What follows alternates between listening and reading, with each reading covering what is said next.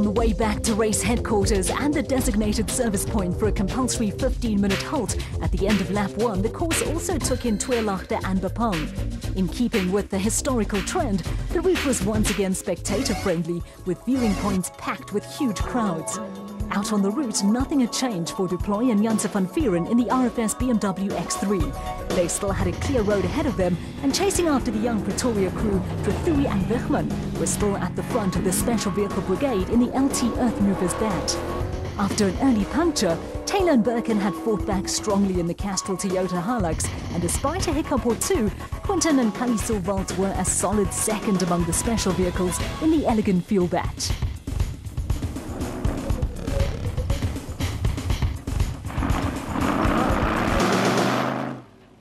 At least one local resident was totally disinterested in an off-road race where an interesting production vehicle battle was unfolding between the Toyota Hilux of Hugo de Bruyn and Henry Hugo and the Ford Ranger of Chris Visser and Jaapie Badenhorst. On the run to the designated service point, only seconds separated the two crews, whilst Van Staden and Lawrenson had also made up ground in the Atlas Copco bat.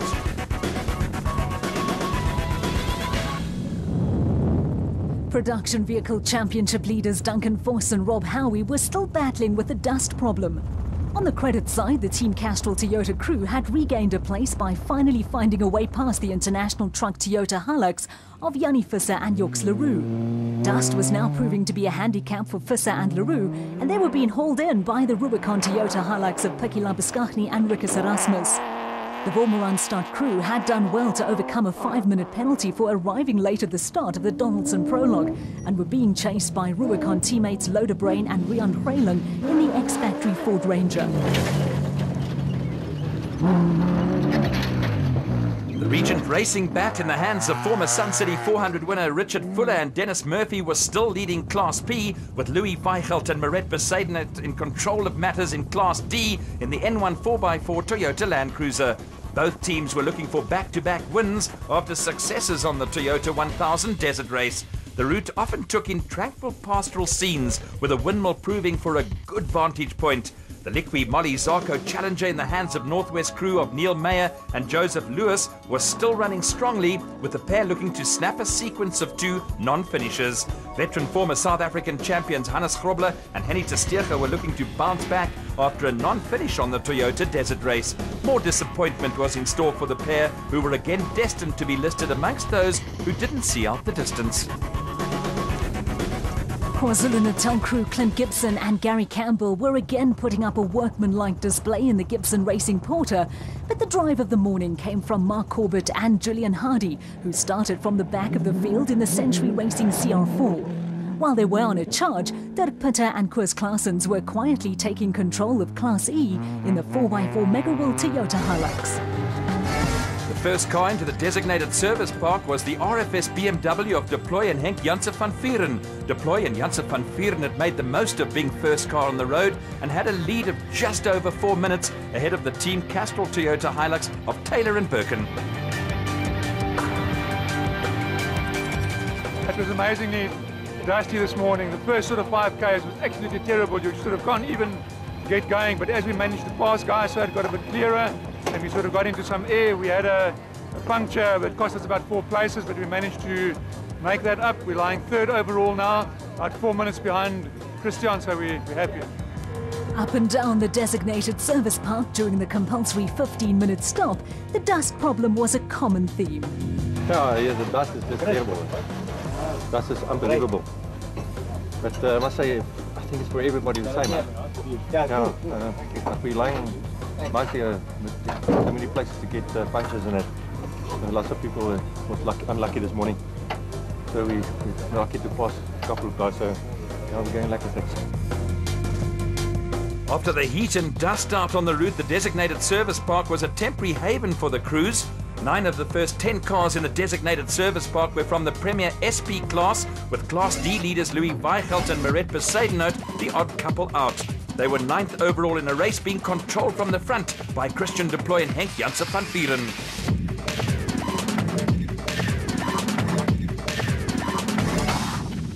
Special vehicle category frontrunners Lance Trethuli and Carl Wichmann had a handy lead at the service park, but it had not been an easy morning.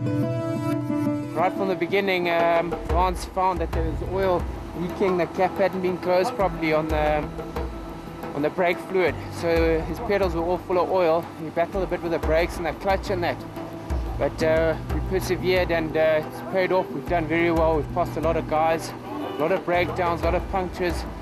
You know, Lance has kept it on the road smooth. There's a lot of stumps and a lot of rocks in the road and that, and yeah, it's fast. We enjoy it. We're having fun. So a bit of a glitch in the racing, but that's what it's all about. In the Atlas Copco pits, Johan van Staden also had things to say about the dust. Oh man, if I can describe the dust, it's impossible to describe how much dust we're actually facing at the moment.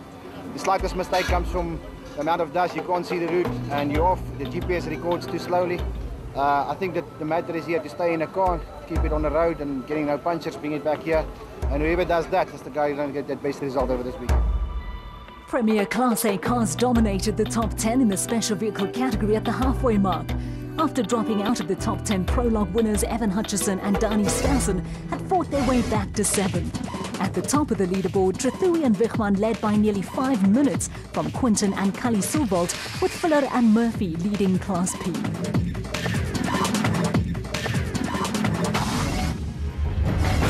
On the final loop of the race, nothing changed for production vehicle category leaders De Plooy and Janse van Vuren. Being first on the road meant no dust problem, and the RFS BMW crew took full advantage. Behind them, a late puncture scuppered any hopes Anthony Taylor and Chris Birkin had of catching the X3.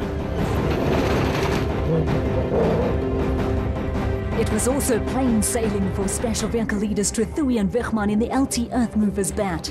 An impressive performance from the KwaZulu-Natal crew saw Trethuli set to follow in the footsteps of Sister Marcel, who won the Sun City 400 in 2006 with Brandon Harkes.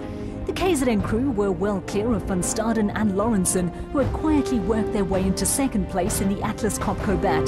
Duncan Voss and Rob Howie had moved into third among the production vehicles before a 15-minute penalty dropped the second Castrol Toyota Hilux down to 7th overall and handed a maiden podium finish to Loder Brain and Rian Kralin in the Rubicon Ford Ranger.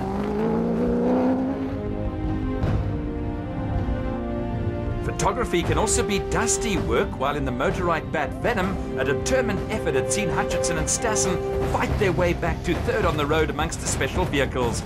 Hot on their heels were Chris Visser and Jaapie Badenhorst in a Ford Ranger carrying battle scars. The top 5 finish gathered in valuable championship points for Visser and Badenhorst, with the Ford followed by the Rubicon Toyota, crewed by Lubbers Cockney and Erasmus, who had fought their way from 31st on the road to a sterling 5th place.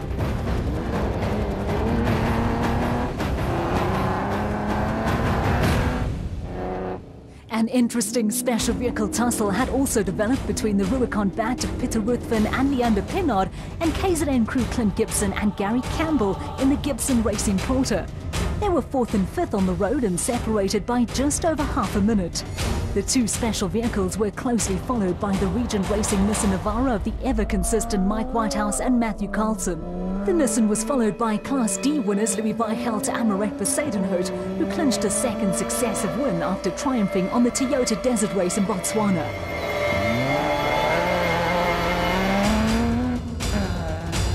A superb performance from the back of the field saw Mark Corbett and Julian Hardy clinch a podium place in the Century Racing CR4.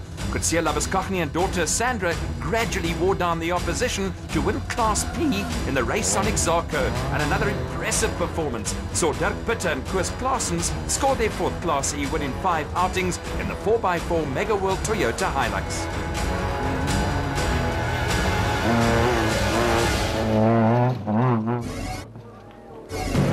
A perfect weekend for rising stars Christian De Plooy and Henk Janse van Vuren ended with the RFS BMW pair sealing a maiden ABSA National Championship victory. Anthony Taylor and Chris Birkin were runners-up in the Castrol Toyota Hilux for the 2nd race in a row, with the final podium place going to Free State crew Loder Brain and Rian Kralin in the Rubicon Ford Ranger. Yeah, definitely. It's a maiden win for us, and it was good to win on our own ground, you know, and to start from the top and then just keep it together, you know, not win because of other cars' demise, you know. So it was a very, very excellent weekend for us. So the Henk was on the money with the navigating, and the crew put some hard work in, and with some help from above, everything kept together. There was a 2-minute cushion for De Plooy and Janse van Vieren over Taylor and Birkin, and then a big gap to De Bruyn and Greiling. A close Class D tussle saw Weichelt and Bezuidenhout edge out Johan and Werner Horn by only 19 seconds. It was also a big moment for Lance Trethewey and Carl Wichmann, with the KZN crew wrapping up their first Absa National Championship win.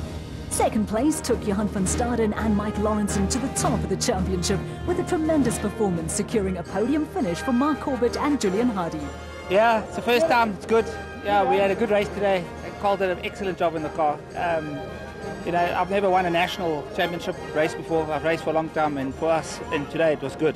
You know, we had a couple of problems, but we overcame it, and yeah, got it in front. In the end, less than a minute separated Trethewey and Weichmann and the steady van Staden and Lawrenson. Persistence gave former Blue Bulls rugby player Kutsia Labuschagne and daughter Sandra the Class P win ahead of Corbett, Henley Moore, Century Racing Jimco.